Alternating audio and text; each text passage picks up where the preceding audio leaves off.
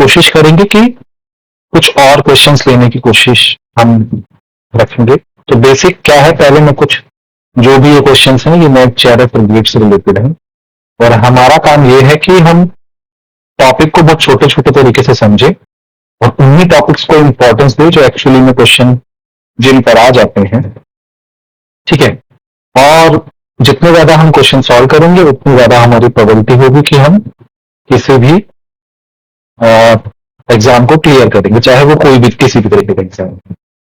तो हम topic start करते हैं। तो हम स्टार्ट करते हैं, टॉपिक का नाम है इम्पोर्टेंस ऑफ सिलेक्शन रूल। ठीक है, उसी से हमारा टॉपिक रहेगा। देखिए, अब इंपॉर्टेंस ऑफ सिलेक्शन रूल क्या है। देखिए, हम एक कॉन्सेप्ट पढ़ते हैं, अलाउड ट्रांजिशन, फोरबिडन ट्रांजिशंस। ठीक है, फोरबिडन ट्रांजिशन। ठीक है, थोड़ा मैं अभी अभी स्टाइलिश मैंने स्टार्ट किया है लिखना, तो थोड़ा सा प्रॉब्लम हो सकती है, और अगर थोड़ा सा स्पेलिंग मिस्टेक्स हो तो फिर आप इस चीज को अवॉइड करें। तो देखिए, अलाउड ट्रांजिशन और फॉरबिडन ट्रांजिशंस में क्या फर्क है। तो जो भी हमारी, मतलब कोई भी, अगर चाहे हम किसी भी तरह की स्पेक्ट्रोस्कोपी की बात करें, लेट्स से हमारी रोटेशनल स्पेक्ट्रोस्कोपी है। ठीक है, रोटेशनल स्पेक्ट्रोस्कोपी रहती है। अभी मैं बात कर रहा हूं सिर्फ डायटोमिक मॉलिक्यूल की। तो कौन सा मॉलिक्यूल है? Diatomic molecule. और डायटोमिक मॉलिक्यूल में पहला जो एग्जाम्पल है, या फिर पहला जो रूल है सिलेक्शन रूल जो रोटेशनल स्पेक्ट्रोस्कोपी का है, वो delta J is equal two plus minus one. Delta J plus minus one ये क्या है कि हमारे जो रोटेशनल लेवल में चेंज है वो या तो प्लस वन होना चाहिए या ये चेंज होना चाहिए माइनस वन। लेट्स से अगर ये सिलेक्शन रूल ना होता, लेट्स से ये सिलेक्शन रूल ना होता, तो हमारे पास क्या होता, सारी ट्रांजिशंस अलाउड हो जाती। लेट्स से डेल जे पे कोई रेस्ट्रिक्शंस नहीं है, there is no restrictions, everything is possible. तो स्पेक्ट्रा को सॉल्व करना, it will become highly complicated, मतलब वो सॉल्व करना एकदम नेक्स्ट टू इम्पॉसिबल रहेगा। और जितनी भी हम ट्रांजिशंस की बात करते हैं, चाहे वो अलाउड ट्रांजिशन है चाहे वो फॉरबिडन ट्रांजिशंस है, they occurs from quantum mechanical, okay, quantum mechanical restrictions. जो भी हमारे पास रेस्ट्रिक्शंस रहेंगी उसी की वजह से ये सब रूल्स अराइज होते हैं। तो हमने ये चीज समझी कि अगर स्पेक्ट्रा में अगर कोई सिलेक्शन रूल ना हो तो ये बहुत ज्यादा कॉम्प्लिकेटेड हो जाएगा। ठीक है, अगर ये कॉम्प्लिकेटेड हो जाएगा तो फिर सॉल्व करना बहुत ही मुश्किल है। तो चाहे हम जो भी स्पेक्ट्रोस्कोपी जो है, ये एक तरीके से ब्लेसिंग इन डिस्गाइज हो गया। ठीक है, अगर सिलेक्शन रूल हमारे पास है तो it's like blessing in disguise. ठीक है, तो क्योंकि सिलेक्शन रूल रहेंगे तो हमारे पास में नंबर ऑफ ट्रांजिशंस भी सिलेक्टेड होंगी, और यही इसीलिए ये चीज जो है बैकबोन है हमारी स्पेक्ट्रोस्कोपी की। तो सिलेक्शन रूल का इंपॉर्टेंस हमें पता होना चाहिए। ठीक है, क्योंकि हमें आगे इसी से रिलेटेड क्वेश्चंस सॉल्व करने हैं। ठीक है, तो इसके साथ में एक छोटी सी चीज और मैं बताना चाहूंगा, मतलब ज्यादा बड़ी तो नहीं है लेकिन फिर भी हम कोशिश करेंगे कि जितना, मतलब ये कुछ ऐसी चीजें हैं ना जो पढ़ाते हुए, एंड इंटेंसिटी। देखिए, जब हम वेट एंड इंटेंसिटी की बात करते हैं ना, तो बहुत सारे, अगर लेट्स से हमारे पास में किसी भी तरीके का, हमारे पास में एक मॉलिक्यूल है, हम उसका एनालिसिस करना चाहते हैं, स्पेक्ट्रोस्कोपी करना चाहते हैं, तो हमें क्या करना पड़ेगा, किसी तरीके का एक स्पेक्ट्रम जनरेट करना पड़ेगा। स्पेक्ट्रम में क्या रहेंगी, पीक्स रहेंगी, चाहे वो कैसी भी पीक्स रहेंगी। ठीक है, they can be sharp, they can be low. ठीक है, वो they can be sharp, they can be मतलब, और they can be low intensity. Sharp intensity हो सकती है, मीडियम हो सकती है, फिर वेरी लो इंटेंसिटी हो सकती है।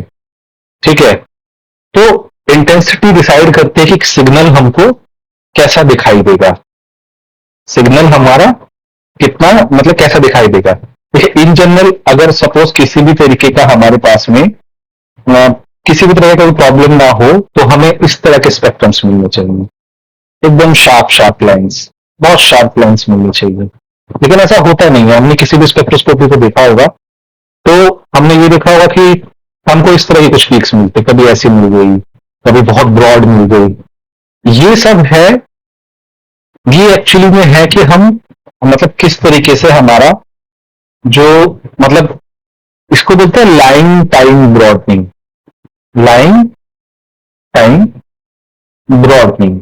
इस कॉन्सेप्ट को हम समझ लेते हैं क्या है ये कॉन्सेप्ट। ठीक है, लाइन टाइम ब्रॉडनिंग क्या है कि हम हमें ये पता है कि delta x delta P is greater than H cut. अगर मैं ढंग से इसको लिख पा रहा हूं, एच कट 2 शायद होता है।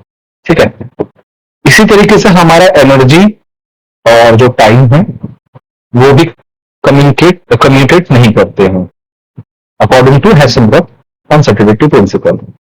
तो इसमें क्या रहेगा, एच डेल मी डेल टी।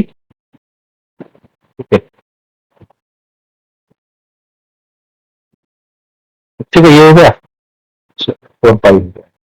अब इस एच से एच कट गया, तो हमें जो भी फ्रीक्वेंसी ऑब्जर्व होगी वो किसके प्रोपोर्शनल है, वो प्रोपोर्शनल है 4 पाई बाय डेल टी की। यानी जितना मॉलिक्यूल जिस मतलब ट्रांजिशन के बीच में, ठीक है, कि लेट्स से कि अगर टाइम ऑफ रिलैक्सेशन मतलब जो रिलैक्सेशन का टाइम बहुत हाई रहेगा, तो ये जो पीक रहेगी वो उतनी ज्यादा शार्प हो जाएगी। ठीक है, और टाइम ऑफ रिलैक्सेशन बहुत स्लो रहेगा, मतलब दोनों इनवर्स रिलेशनशिप में है। अगर ये कम है तो ये ज्यादा होगा, यानी ब्रॉडनिंग होगी, और अगर ये ज्यादा है तो ये कम है तो ये ज्यादा रहेगा। ठीक है, या फिर मतलब तुम इस तरीके से समझ सकते हो। इसीलिए हमारे पास में मतलब जो शार्प इंटेंसिटीज का मतलब है कि मॉलिक्यूल बहुत कम, बहुत मतलब शार्प इंटेंसिटीज का मतलब है कि मॉलिक्यूल ने काफी टाइम तक वहां पे मतलब बहुत कम टाइम के लिए वहां पे मतलब एग्जिस्ट किया है। ठीक है, तो इसे बेसिकली एक और चीज बोलते हैं life time of energy levels. ठीक है, जितना ज्यादा life time of energy levels रहेंगे उतनी ज्यादा हमको वो चीज दिखाई देगी। ठीक है, तो ये चीज हम थोड़ा समझ पा रहे हैं। देखिए, तो हम एक छोटा छोटा कॉन्सेप्ट पढ़ पा रहे हैं। ठीक है, उसके बाद में हमारा जो नेक्स्ट जो है, और वो जो हमारी पीक्स हैं वो एक और चीज पे डिपेंड करेंगे, किस तरीके की जो स्टेट ऑफ मैटर है, हम किस तरह का मॉलिक्यूल ले रहे हैं। वो गैस फेज में है, वो लिक्विड फेज में है, वो सॉलिड फेज में है। ठीक है, इस तरीके से।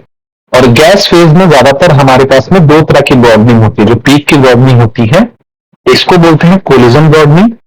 कोलिजन ब्रॉडनिंग का मतलब क्या है कि जो मॉलिक्यूल्स जो हैं, गैस मॉलिक्यूल आपस में टकराते रहते हैं।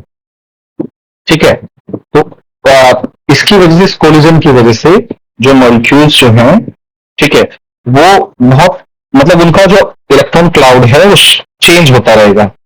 ठीक है, तो अगर उनका शेप चेंज होता रहेगा, तो इसीलिए हमारे पास में परटर्ब्ड एनर्जी लेवल्स मिलेंगे। तो collision can directly effect the electronic transitions. ठीक है, इस तरीके से होती है डॉपलर बॉगलिंग, इसे बोलते हैं डॉपलर। ये वही डॉपलर इफेक्ट है, डॉपलर ब्रॉडनिंग।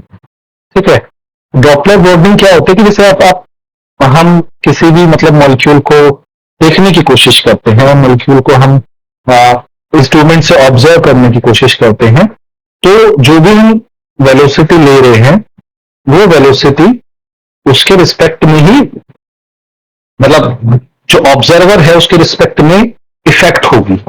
ठीक है, इसको बहुत डिटेल में नहीं बोलूंगा, तो अगर कोई पूछेगा गैसीय स्टेट में किन दो चीजों की वजह से बॉर्डनिंग हो सकती है, वो कोलिजन बॉर्डनिंग है और डॉपलर बॉर्डनिंग है।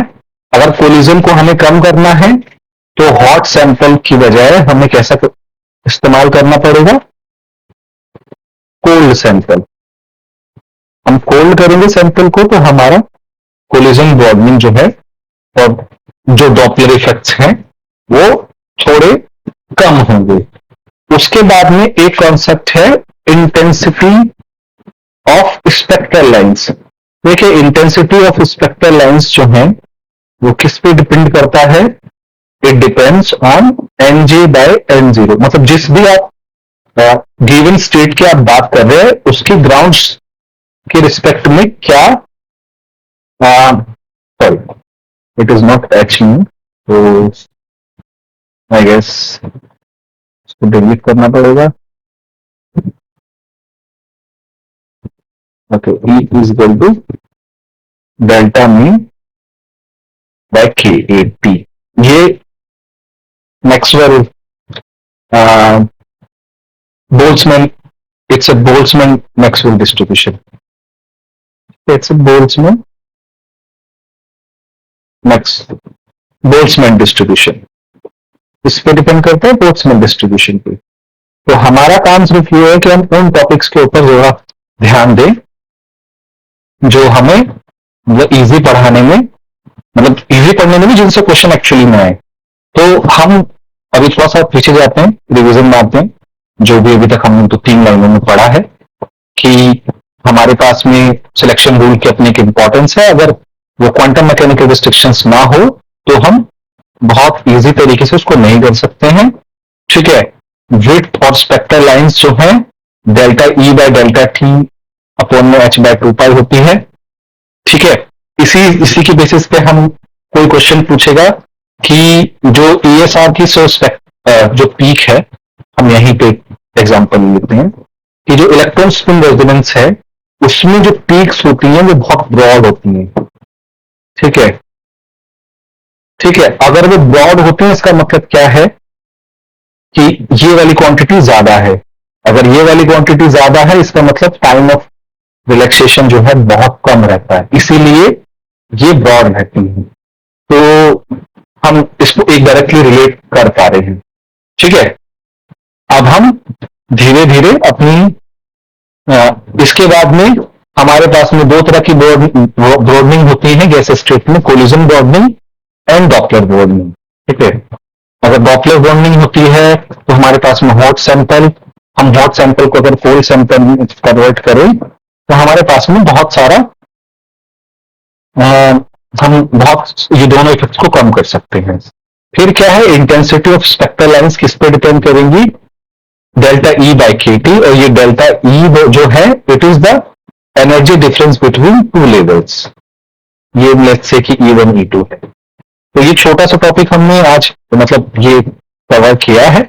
ठीक है, तो इससे कुछ रिलेटेड क्वेश्चंस आ सकते हैं, मतलब मेरे को ऐसा लगता है, और ये बहुत जनरल सी टर्म है। तो अब हम बात करते हैं यहां तक का, मतलब आई थिंक यहां तक आपको समझ में आया। तो हमारे चैनल को देखते रहिए और इन्हीं से रिलेटेड क्वेश्चंस को हम नेक्स्ट वीडियोस में सॉल्व करेंगे। ठीक है, तो thank you for watching my videos, और आप हमारे चैनल को सब्सक्राइब करिए।